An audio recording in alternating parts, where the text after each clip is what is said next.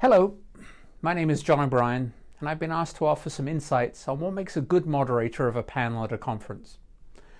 I've moderated well over 100 panels and attended many times that number. They varied from the proverbial good, bad, and ugly. Many of the worst ones were not always bad in an absolute sense, but were more lost opportunities. Instances where topics were engaging, the panelists were knowledgeable, but sadly the audience was often underwhelmed and disengaged. The responsibility for this disengagement sits primarily with the moderator. So what is the role of an effective moderator? Well, the moderator is first and foremost the proxy or surrogate for the audience. Now, when you're discussing what a moderator should be, it is also instructive to examine what they should not be. The best moderators resemble top referees, umpires, or even conductors, largely invisible throughout the process, but clearly there to help control the flow and give the audience a memorable experience. What they should never try to be is the star of the show. Remember, audience first, panelists next, moderator last. The moderator should ask the questions the audience would like to ask, to promote the dialogue and topic the audience would like to explore, and finally, to inject energy, some humor, and importantly be the timekeeper, basically the ultimate in multitasking. The audience should leave the room with a sense that they got value for money and they got value for the time they've invested, and that the session was about them and their agenda, not an infomercial for the participants on stage. Quite often, I've been asked, is there one piece of advice that you would give to speakers or moderators that would instantly make them better? Fortunately, thanks to a Greek born about 2,400 years ago, there is. It is from the king of orators, Aristotle, who spoke about presentation structure. His advice? Tell them what you're going to tell them. Then tell them. And lastly, tell them what you told them. The reason that this advice has lasted 2 millennia is that it is a fundamental truth. It speaks to how we all receive information and how best to communicate our ideas or thoughts to others. Following Aristotle's advice, as the moderator at the beginning of your session, you need to frame the discussion for the audience. What is our panel going to focus on, and how will we structure our discussion? This is the tell them what you're going to tell them section. Most panels start with a written question or theme. As the moderator, your job is to interpret the topic. What is the relevance to your audience? Next, what are the key takeaways that the audience can expect to receive from your panel discussion? You are now setting expectations. This makes the audience instantly feel that they are participants and not simply spectators. You are basically laying the groundwork for a successful session. This declarative opening statement requires that the moderator has worked with the panelists on what are the key messages you want to collectively convey, and what is the best way to communicate these to your audience. What worked for me prior to the conference was to have at least one call to establish the thoughts of the panelists on the theme or themes of the session. If you spend most of the time listening on this call, you will hear who is most appropriate to run with certain elements of the topic. You will also identify contrasting opinions, which is true gold in a panel discussion. Lastly, the call helps you observe differing speaking styles, not just speed of delivery, but how each panelist expresses themselves. This definitely helps with pacing and timing. I then sent a written script summarizing our discussion to each of the panelists. It suggested questions I could ask, primary and secondary responders, and then potential follow-up questions. The panelists would then respond and offer their comments and commentary.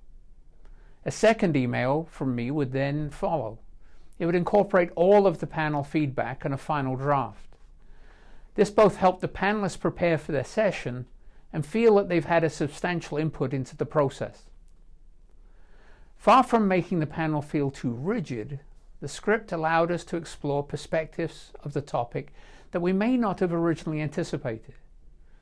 We always knew that there was a sort of written base camp we could return to. It made the experience feel more like jazz and less like the more predictable classical form of music.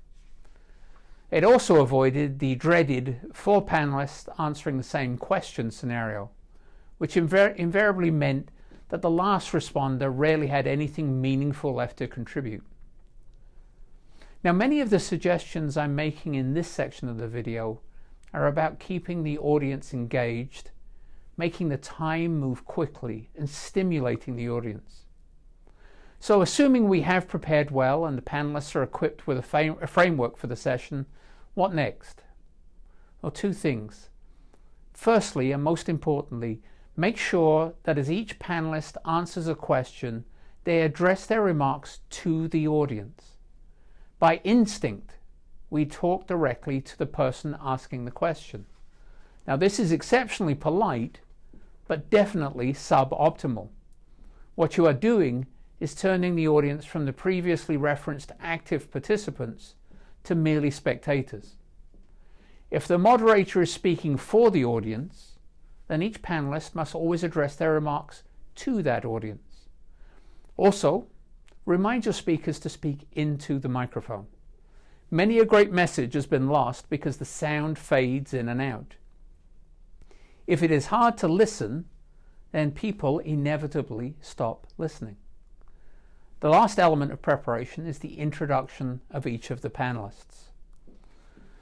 Following the maxim of less is more is definitely the wisest course. You usually receive a speaker bio with a program, so the function of the introduction should be threefold.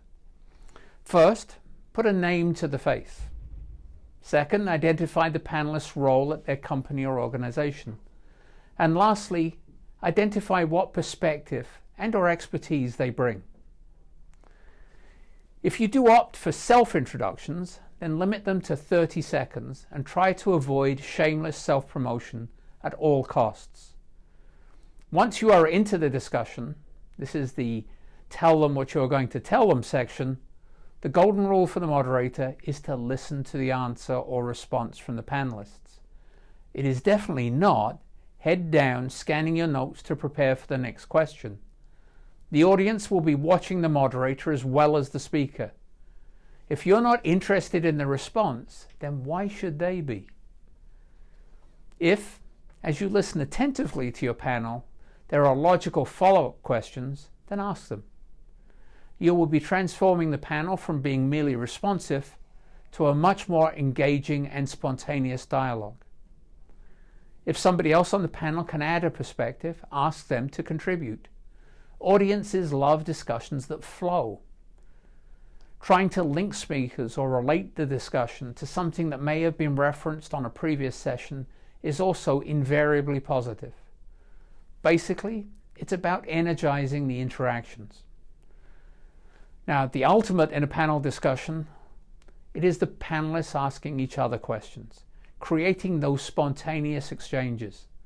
This truly is a moderator's nirvana. The caveat is that you have to keep control of time and flow, but letting speakers interact is very stimulating for the audience and generally adds some lighter moments. With about 5 minutes to go, you should signal that the session is coming to an end. This is the tell them what you told them moment. This point in the session is also exceptionally dangerous. Many otherwise excellent panels have been diluted by excruciatingly wimpy endings. If you're going to finish by asking that last question or asking for a prediction, then make sure it's something substantive and relevant, and not the proverbial, what would you do with $100 million? Or what keeps you up at night? These are the conference equivalents of the back to school essay, 1,000 words on what you did in your holidays. As one of the wrap-up comments, you should remind the audience briefly of what key takeaways the panel offered on the theme of the session. This ties the discussion back to where you started. Also, don't forget to thank the panel for both their preparation and participation, and the audience for being so attentive. If you're brave enough to ask for questions from the audience, a technique that works best with smaller groups, then be prepared for off-topic questions or the dreaded no questions at all. When a Q&A does not work, then it tends to suck the energy out of the room. You want to end on a high, not with the proverbial lunch bag letdown. My advice? Stay away from the Q&A unless you really know the crowd and or have some friendly audience members with prepared questions as a safety net. So, following my own advice and realizing that less is definitely more, I will end at this point. Thank you for watching. I realize that this video is by no means comprehensive on the topic of moderating, but hopefully it will provide some tips and techniques to improve the experience of everybody involved. Good luck, and remember, as in most things in life, preparation is the key to success.